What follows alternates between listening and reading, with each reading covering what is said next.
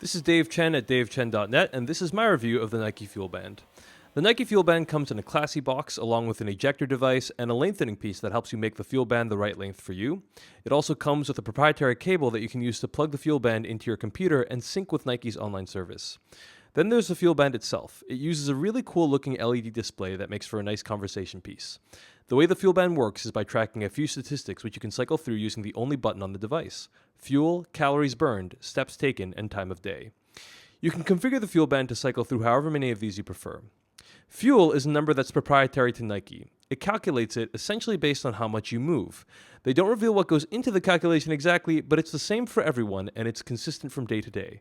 In order to use a Fuelband, you need to set a daily goal, and whenever you hit this goal, the Fuelband rewards you with a fun goal animation.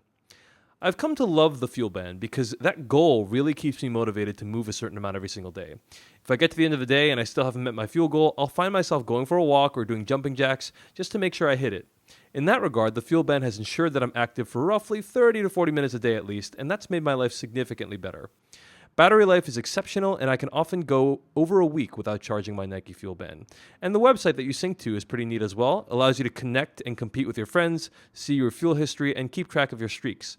However, it does not allow you to export your data, which is a pretty huge bummer. There are a few disadvantages to the Fuelband. First of all, after months of wearing it, the device still doesn't feel very comfortable. I've worn watches before, and I often end up forgetting that they're there. I never forgot that I was wearing a Nike Fuelband. Secondly, at $150, it's quite expensive when compared with other alternatives like Fitbit's products. Thirdly, the Fuelband only tracks movement relating to your arms. It doesn't track leg movements or intensity of arm movements, so you could be lifting 500 pounds or biking 50 miles, but unless you're moving your arms, Fuelband won't really know how much activity you've been doing. I get around this for biking by clipping it to my shoe, which seems to work just fine.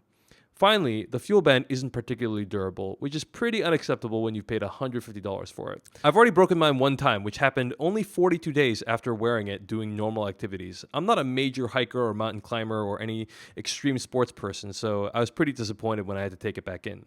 Fortunately, the Nike store in Seattle offered me a stress-free replacement, and the customer service there is excellent.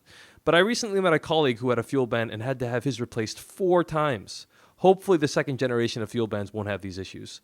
Nonetheless, overall, I love my Fuelband and plan to continue wearing it as long as possible. For more of my content, feel free to follow me on Twitter at DaveChensky or check out my blog at davechen.net.